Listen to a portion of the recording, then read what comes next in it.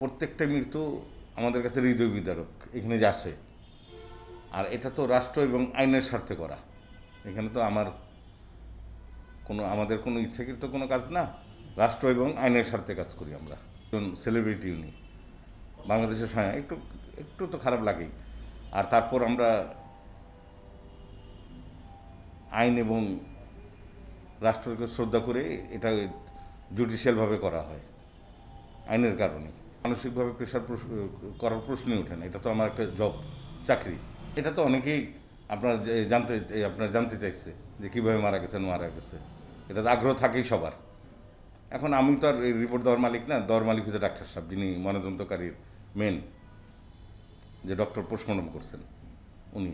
এখানে আমার চাওয়া পাওয়ার মানে কিছু নেই। যেটা সত্য তো এটা আপনারা আসেন দেখবেন এবং আইন শৃঙ্খলা বাহিনী দেখবে। এবং ডাক্তার সাহেব যা পাইছে রিপোর্টে তো দিছেই উনি। ওই দিন বন্ধের দিন ছিল আমার যা মনে হয়, অফিস বন্ধ ছিল। ওই দুপুর নাগাদ আমাদের এখানে কাজের চাপ কম ছিল। আমি ওই আমার লোকজন নিয়ে রুম পরিষ্কার করছি, মানে রুমটা গুছিয়ে নিলাম। শনিবার দিন অফিস খোলা, তখন আমি পরিষ্কার করে আমার বাসায় একটু ফোন দিলাম, মানে বাসায় লক করলাম যে বাসার থেকে দুপুরে খাওয়াটা অফিসে পাঠায়ও না, আমি বাসায় এসে খাবো, কাজ নাই।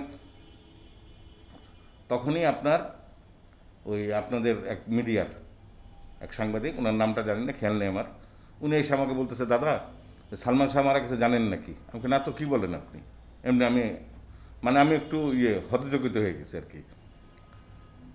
পরে বললো জানেন না? আমাকে না জানি না। আমি বললাম তাহলে ভাই আপনার কাজ করুন, ডেড বডি আসলে তো এখানে এসে পড়তো, আপনি ইমার্জেন্সি মর্গে যে একটু খোঁজ নেন।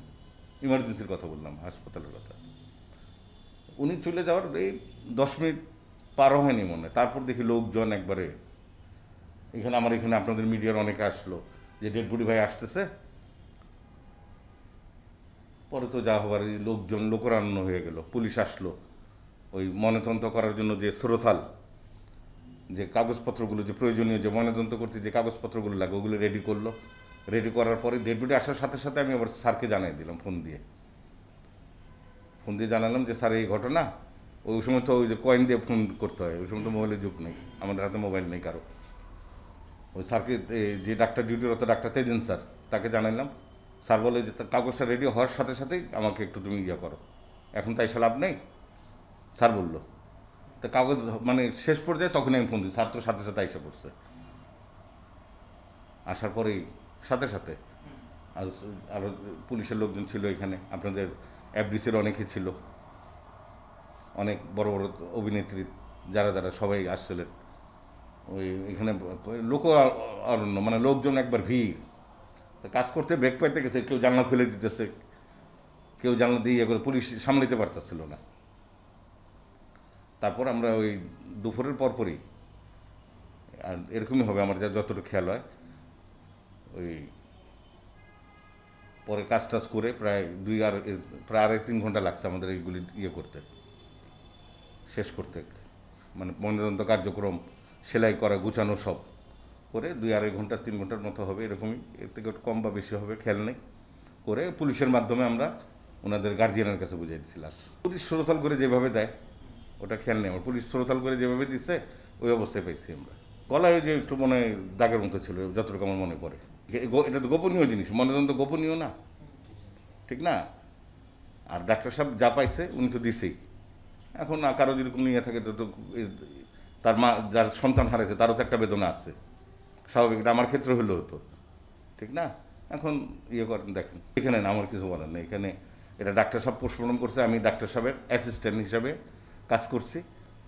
আমার যতটুকু কাজ একজন সরকারি কর্মচারী হিসাবে, 14th শ্রেণীর কর্মচারী হিসাবে এবং মর্গ সহকারী হিসাবে যতটুকু করার ওইটা করছি। রিপোর্ট দেওয়ার মালিক তো আমি না, উনি যা পাইছে উনি দিছে, আমার শুধু কাজ করা। আপনি ধরেন আপনি আমার স্যার, আপনি আমাকে সাজেস্ট যে করলেন এটা করো, এটা কাটো, এটা করো, এটা করো। পোস্টমর্টমের যা যা নিয়ম এইভাবেই একবার লিগেলভাবে পালন করা হয়েছে। আমি তো একই কথা, এর আগেও কোর্টে ডাকছিলাম, গেছিলাম আমি। এখানে তো আমার সাক্ষীর কিছু না, আমি তো এখানে নিম্ন শ্রেণীর কর্মচারী। আমার কি এখানে নিয়ম তো যে ডাক্তার সাহেব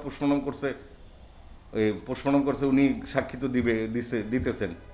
এখন আমরা তো এখানে ডাক্তারকে সাজেস্ট করা, মানে অ্যাকসেপ্ট করা, মানে উনি মানে সহযোগিতা করা ডাক্তার সাহেবকে, সহযোগিতা।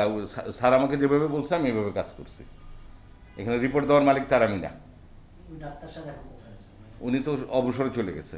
এখানে যেটা আমি মানে যেটা সত্য এটা হোক, যেটা সত্য স্যার যা পাইছে তো রিপোর্ট ওই সময় তো আমরা রিপোর্ট দেওয়ার মালিক না, ডাক্তার সাহেব যা পাইছে দিচ্ছে। এখন যদি কারো যদি কোনো ইয়ে থাকে দেখুক, আমাদের তো এখানে কিছু করার নেই। আমার কি করার বলেন? আমি এখানে, আপনি আমার স্যার, আপনি আমাকে বলছেন, আমি কাজ করছি, সেলাই করার মালিক করছি, কাটার মানে যতটুকু করার, পোস্টমর্টম যা করার, যা মানে আমাদের আইনগত দিক দিয়ে যা করার করছি, করার পর ডেড বডি সুন্দরভাবে তার গার্জিয়ানের কাছে বুঝিয়ে দিচ্ছি। কোনো একটা ট্র্যাজেডি হয়, লোকজন এই হয়, আমরা এই মৃত্যু আমরা কেউ কাম্য করি না। ওই যে আমি আবার বললাম, যদি এই আমারও হতে পারে এরকম অস্বাভাবিক মৃত্যু, আমার কেউ আত্মীয় স্বজন হলে খারাপ লাগে। এই মৃত্যু কারোর জন্য আমরা মানে মানে মাথায় রাখি না। আপনার ক্লান্ত লাগে কিনা? আপনি যদি এখন অবসরে আসেন, হ্যাঁ হ্যাঁ, কিন্তু ধরে নেন যে আপনি চাকরির মধ্যে আছেন, এইরকম না, এগুলো শুনে এইসব কাজ তো জটিল কাজ, ক্লান্ত তো থাকতেই হয়, কিন্তু আইন, চাকরি, পেশাগত দায়িত্ব পালন করা। করোনা মহামারীর মধ্যে তো 24 ঘন্টা কাজ করছি আমরা, করোনার বডিও আসছে, এখানে কাজ করতে হয়েছে, আমাদেরই করতে হয়েছে।